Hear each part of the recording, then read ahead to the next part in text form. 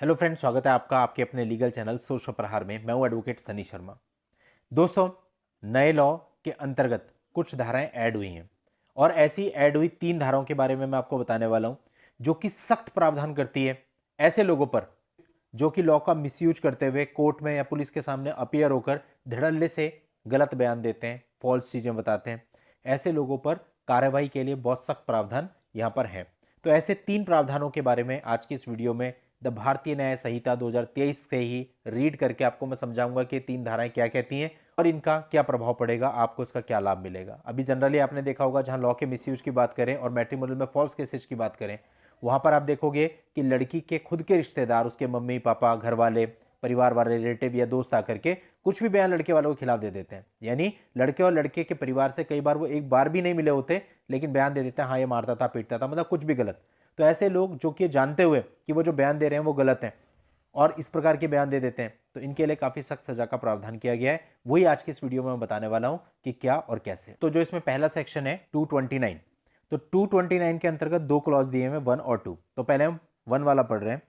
इसमें लिखा है, whoever intentionally gives false evidence in any stage of a judicial proceeding or fabricates false evidence for the purpose of being used in any stage of a judicial proceeding shall be punished with imprisonment of either description for a term which may extend to 7 years and shall also be liable to fine which may extend to 10,000 rupees। इस धारा के clause 1 में clear कहा गया है कि यदि कोई व्यक्ति जानते हुए फॉल्स एविडेंस देता है या फैब्रिकेशन करता है ताकि जुडिशियल प्रोसीडिंग में ऐसा जो फॉल्स एविडेंस दिया है उसका उपयोग किया जा सके, तो ऐसे व्यक्ति को सजा दी जा सकेगी जो कि 7 साल तक की होगी, प्लस फाइन जो कि 10,000 रुपीज तक का होगा। ये उसके लिए सजा का प्रावधान है, 7 साल और 10,000 रुपए का फाइन। अब इसके क्लॉज 2 को पढ़ लेते हैं।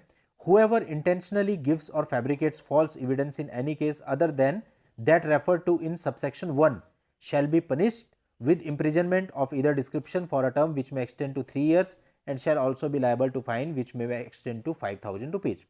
यानी कि जो हमने पहले क्लॉज 1 पढ़ा था उसके अतिरिक्त, उस क्लॉज की कंडीशन के अतिरिक्त अगर कोई फॉल्स एविडेंस देता है या फैब्रिकेट करता है फॉल्स एविडेंस को, तो उस केस में उसको 3 साल तक की पनिशमेंट और 5,000 रुपए का जुर्माना लगाया जाएगा। इसके अलावा दोस्तों एक और सेक्शन है, सेक्शन 230। अब सेक्शन 230 में भी 2 क्लॉज है। इसके पहले क्लॉज को आप पढ़िए।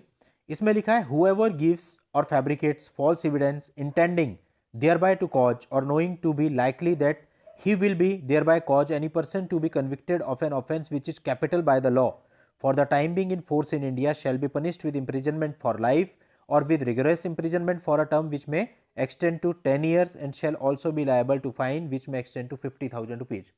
यानी कि कोई ऐसा फॉल्स एविडेंस देता है और उस केस में देता है जहां पे कैपिटल पनिशमेंट यानी डेथ पेनल्टी की सजा है, तो ऐसे में अगर आप फॉल्स एविडेंस देते हुए पाए जाते हैं तो इसमें आपको आजीवन कारावास की सजा भी हो सकती है या आपको 10 साल तक की सजा और 50,000 रुपए का जुर्माना भी हो सकता है।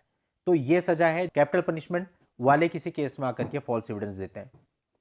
इसी का क्लॉज 2 है, if an innocent person be convicted and executed in consequence of false evidence refer to in subsection 1 the person who gives such false evidence shall be punished either with death or the punishment specified in subsection 1। यानी कि इसका हमने जो clause 1 यानी subsection 1 पढ़ा, उसके अंतर्गत किसी ने फॉल्स एविडेंस दे दिया कैपिटल पनिशमेंट वाले केस में और एक इनोसेंट पर्सन को सजा हो गई। ऐसे में जिस व्यक्ति ने फॉल्स एविडेंस दिया है उसको डेथ पेनल्टी की भी सजा हो सकती है या फिर क्लॉज 1 में सबसेक्शन 1 में जो हमने सजा पढ़ी थी वो भी हो सकती है। इसके अलावा दोस्तों एक धारा और जोड़ी गई है 231, सेक्शन 231, इसको भी पढ़ लेते हैं।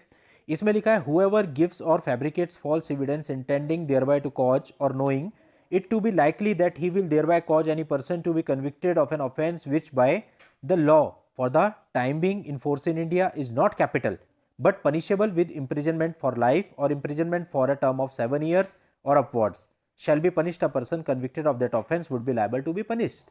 इसका सीधा सा मतलब हुआ, यानी कि अगर कोई व्यक्ति फॉल्स एविडेंस देता है या फॉल्स एविडेंस को फैब्रिकेट करता है, अगर वो केस ऐसा है जिसमें डेथ पेनल्टी का पनिशमेंट तो नहीं है लेकिन आजीवन कारावास का पनिशमेंट है या फिर ऐसा पनिशमेंट है जो 7 साल या उससे ज्यादा की सजा जिसमें, ऐसे में अगर वो ऐसा करता है तो फिर ऐसे में उसको वही सजा दी जाएगी जो कि उस अपराध के लिए उस व्यक्ति को मिलती जिस केस में उसने फॉल्स एविडेंस दिया है। फॉर एग्जाम्पल डकैती का केस है तो डकैती के केस में जो सजा एक्यूज पर्सन को मिली उसके फॉल्स एविडेंस की वजह से अब पता चल गया कि इसने फॉल्स एविडेंस दिया था, तो फॉल्स एविडेंस देने वाले को भी वही सजा होगी जो कि डकैती की सजा है।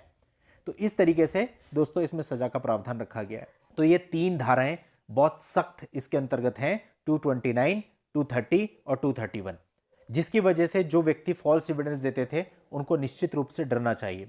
और मैट्रिमोनियल केसेज में तो ट्रेंड है, कोई भी आके चाचा फूफा मामा कुछ भी गवाही दे देता है और सामने वालों को फंसाने की पूरी पूरी कोशिश करता है। तो कल को अगर आप पकड़े गए कि आपकी गवाही झूठी है, जो कि जनरली होता ही है, आपके पास बहुत सारे एविडेंस होते हैं, तो ऐसे में इन लोगों का जेल जाना तय है। तो दोस्तों आप भी इन सेक्शंस को पढ़िएगा। द भारतीय न्याय संहिता 2023 बिल्कुल जो अभी अभी अमेंडमेंट हुआ है न्यू वाला, पढ़िए, उसमें ये सारी चीजें मेंशन है। तो आज के इस वीडियो में इतना ही। नेक्स्ट वीडियो में नई जानकारी के साथ मैं आपसे फिर मिलता हूं। तब तक के लिए goodbye and thank you for watching. Take care.